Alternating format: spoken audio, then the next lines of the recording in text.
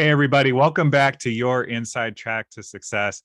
I'm your host, Stuart Krantz, and today I'm actually joined by somebody who is a friend that I can say I've made pretty recently, but absolutely somebody I knew I had to get on this show as soon as humanly possible.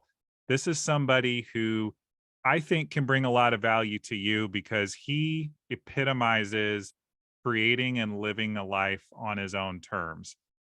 Just all the things he's up to, all the things that he's creating in the world. And can't wait for him to share some of those himself with you directly. So without further ado, I'd like to introduce you guys to the Cincinnati picker himself, John Yarberry. How are you, John?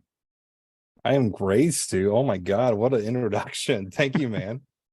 Yeah, man. Well, thank you for being on the show. I appreciate you for being here.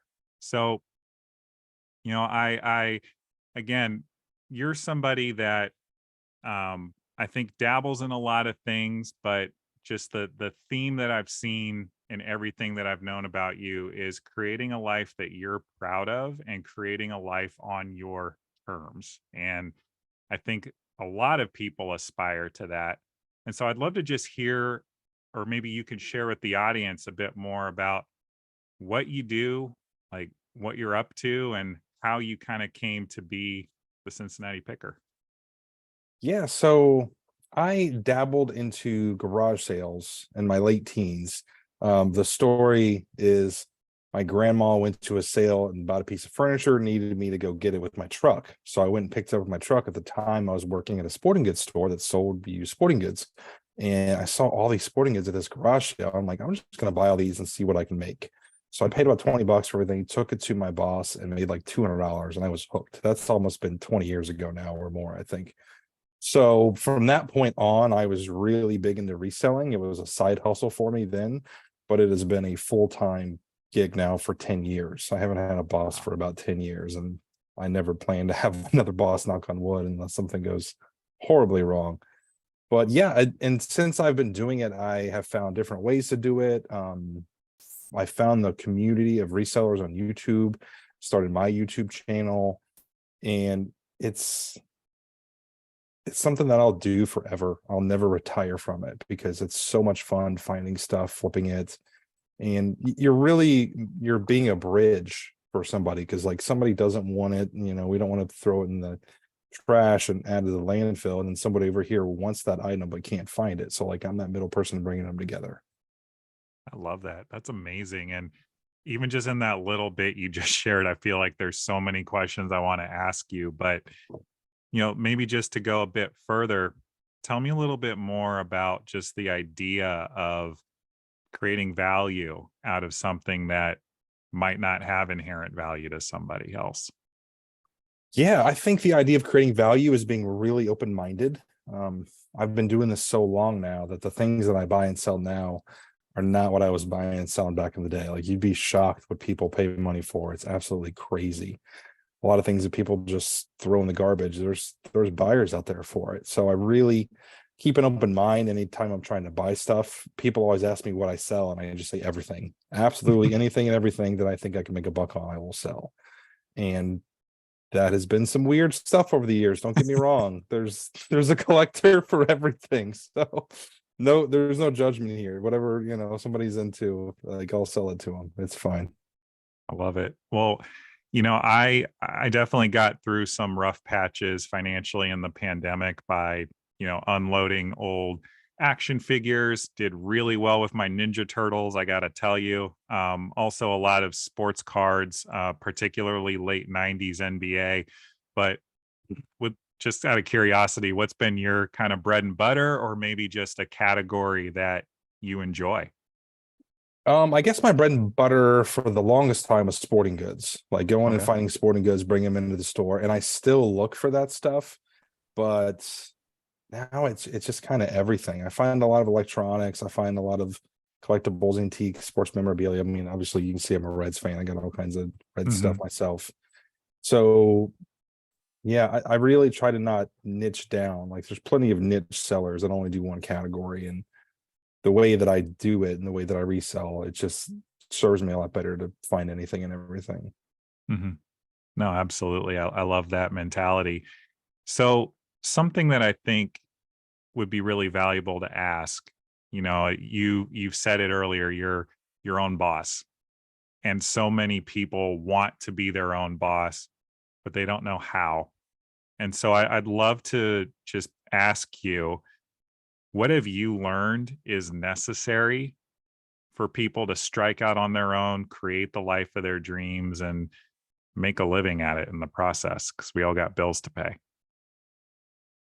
I think it takes a leap of faith and trusting and believing in yourself, because making that leap to go self-employed is not an easy one. I've had this conversation with a lot of people that, want to go full-time reselling, and a lot that have gone full-time and had success with it. So you got to just trust and believe in yourself and work harder than you've ever worked. Because when you're self-employed, nobody's looking over your shoulder to making sure that the donuts are getting made, so to speak. So you really got to be disciplined, self-motivated, self-starter, and stay focused and be able to get stuff done, especially if you're working at home. It's easy to get distracted. Oh, I'm just going to do some laundry real quick. Oh, I'm going to watch TV, whatever. Like, you really got to focus and hit your goals, and just have a community around you to really support you and hold you accountable. That's paramount, because a Mhm. lot of us resellers, it's just, a one person show. So having other people hold you accountable and keep you motivated really helps. Yeah. Yeah, and you've mentioned community already a couple of times, and whether it is the reselling community or any other type of community, how do you go about finding the community if it's something that you're just getting your feet wet in? I would definitely recommend the YouTube reselling community, because it is big. It is very big. When I started my channel 6 years ago, there was maybe 15 of us or 20 of us. Now there's thousands of channels. A lot of them do live streams where they just take any kind of questions, answers, whatever, to support. It's entertainment. It feels like you've got somebody there with you, like live interacting while you're working. It feels like you have coworkers instead of just hanging out by yourself. So definitely check out YouTube. You can just pop in reselling or eBay or Amazon or whatever, and there will be like thousands of channels that pop up. So you don't have to go far to find that community. Yeah. Yeah, absolutely. And here's another question. You've clearly seen success as a reseller. You know, you've you have the YouTube channel, which does very well. Couple 100,000 subscribers, which is something I think a lot of people aspire to. You know, when people are getting started in anything, reselling or anything of the like, and they see somebody like yourself who has achieved a certain level of success, or maybe like a Gary Vaynerchuk, who I know does his little spin-offs, garage sale picking and things like that. I feel like a lot of times people play the comparison game, and it almost always becomes a reason for them to not begin starting the thing. So, what would be the advice you would give to somebody who wants to do what you're doing, or anything really, and they might be holding you up as kind of like that unreachable level of success? Yeah. So anytime I talk to somebody that wants to start a YouTube channel, I always encourage them to make it fun, something that they want to do, and keep it like a hobby, because it's finding success with YouTube is sort of like hitting the lottery a little bit, because I don't think my videos are particularly better than somebody else's videos. Like, I don't think that YouTube success is a direct correlation with talent necessarily. Sometimes videos go viral randomly, you can't predict it, and when they do, you get subscribers. That's kind of how it is. So to think that you could start a YouTube channel and it be a reliable source of income is unrealistic, in my opinion.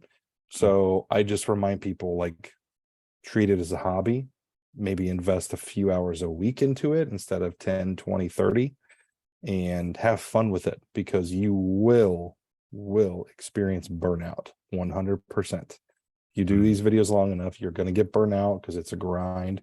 So try to have as much fun with it as you can, have no expectations whatsoever, and just let it evolve. Like the videos I made when I started versus the videos I make now are night and day. They're totally different topics, different formats, different cameras, like everything's different. But I just kept throwing stuff at the wall, to see what would stick and kind of formulate it. I was about 2 years into my channel and like it really wasn't going that far. I had like 7,000 subscribers, maybe, which is a lot. But it wasn't until I got some great advice from a friend and started implementing that my channel really started taking off. Nice. I feel like in that I heard you talk about passion. What are your thoughts on how somebody can develop passion and sustain it over the life of a project? Has to come from within.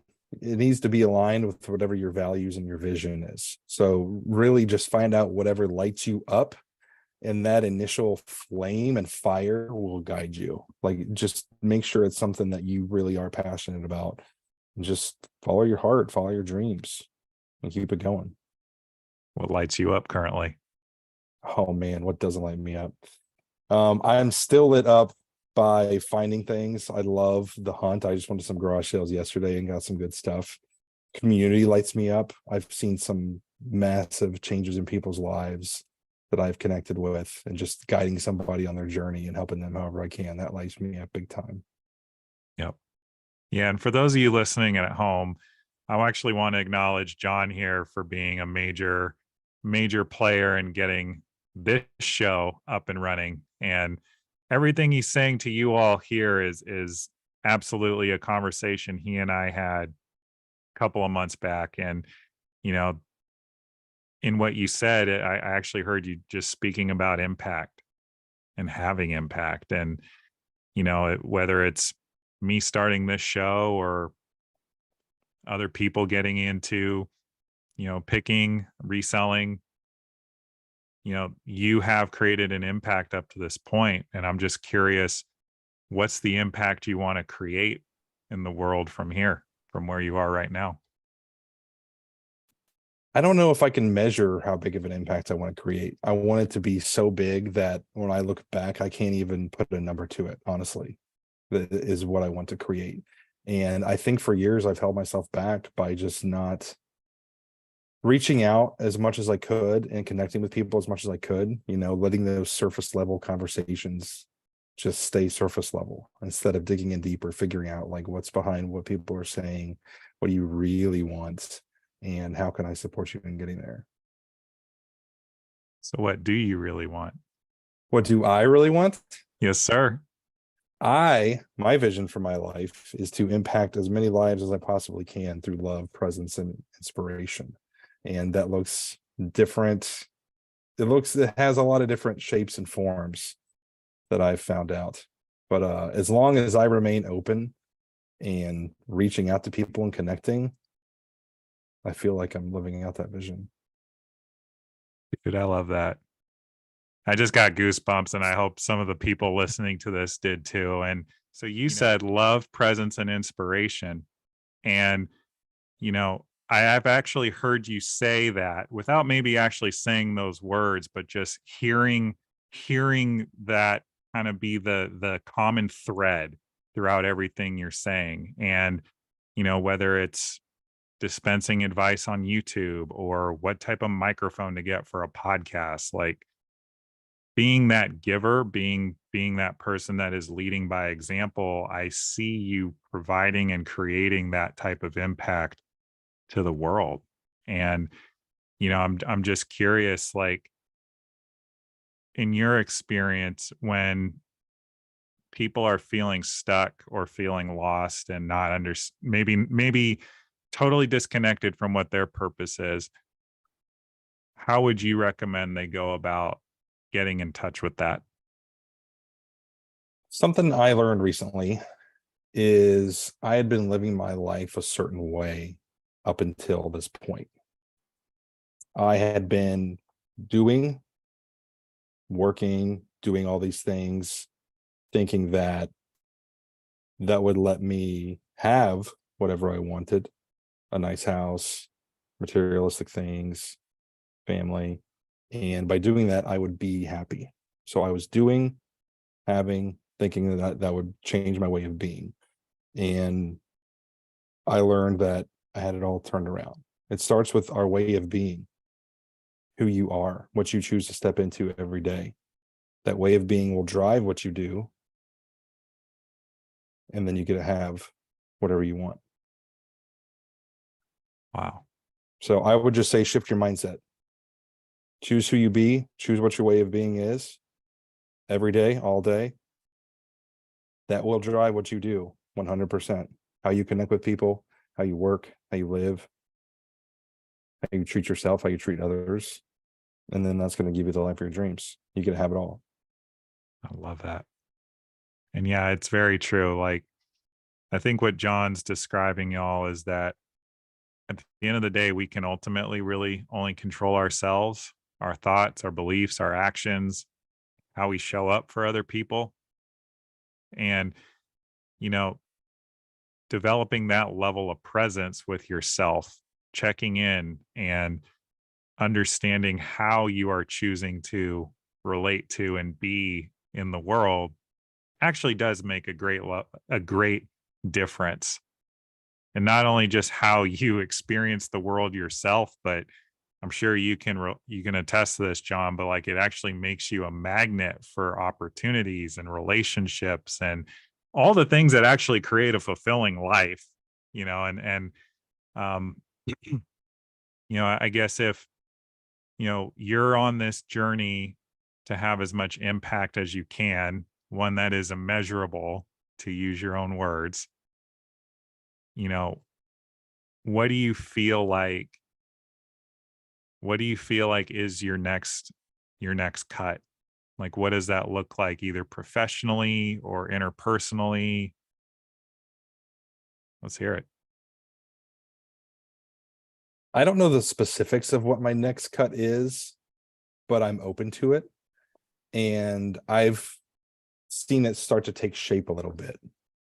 Like as I'm remaining open and connected and just surrounding myself by amazing people, I'm seeing it start to take shape little by little. And I'm really had to stop the controller in me at times, because I'm very much like, go 100 miles an hour, like just do what I want to do. And it's like, let's see what happens with this. Because I'm open to ideas, possibilities. I think I'll be a reseller forever, but I also have a huge passion for coaching and supporting people. So I get to figure out what that looks like together and finding harmony between the two. Yeah. Yeah, absolutely. And I think one of the beautiful things that makes human beings is each of us are unique, and each of us have our gifts and talents and strengths and weaknesses, or areas for growth, as I like to try to call them. And how something looks the way you do it is not necessarily how I do it, but that's okay. And I like to think that we're meant to impact the people that we're meant to impact. And, with that, I have no doubt you'll figure it out, you know, whether, reselling is at the heart of it, or if it just becomes, a little bit less and less of a focus on your day to day.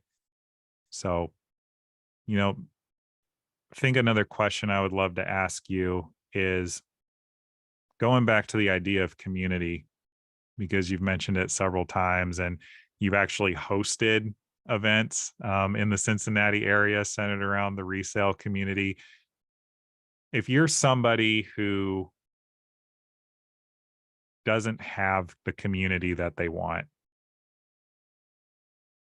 I think there's absolutely a version of reality where you can go out and create that community yourself. What are your thoughts, experiences on creating the community that you so desire?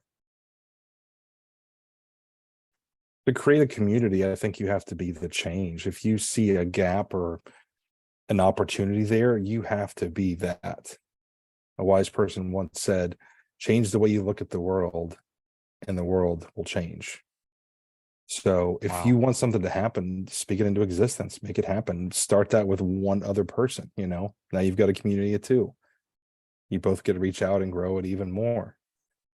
Yeah, and it catches on like wildfire, 100%. When I started my channel in 2017, there were 5 or 6 channels that were, the quote unquote big channels at the time, and they had a toxic way of making videos. They would bash another YouTuber and just rant on them forever. And like people watched it, people fed into that drama. So since they got views, they kept making more videos like that. And the people they would bash would make videos bashing them. And it was just this horrible, poisonous environment. I mean, it was terrible. And I said right then and there, I'm like, my channel will never say a bad word about anybody because that's just not what the community's for. So I really feel like 6 years in now, I've created a safe haven, like a community of people that can come, get inspired, get motivated, know that they can openly share, and just be human beings. Like treat people how we want to treat people. People get behind a computer screen, they think they can say or do anything that they want. And really Yeah. the only people they're hurting are themselves when they do that. Yeah. Yeah. I had on Instagram the other day, I had a 15-year-old kid in Missouri tell me I was ugly. Real story. That is Oh a real man. thing that happened. And, I'm in a place where I feel grateful that I've done enough work on myself, done enough coaching, been enough therapists that I just kind of laughed it off, took it in stride. But to your point, like if anybody listening to this wants to start a podcast, a YouTube channel, start a hobby, start a resale business, whatever the thing is, like unfortunately not everybody out there is going to treat you kindly or with respect. And I like to think that those are just not the people that we're ultimately meant to serve. And so I just wanted to reflect that, based on what you just said.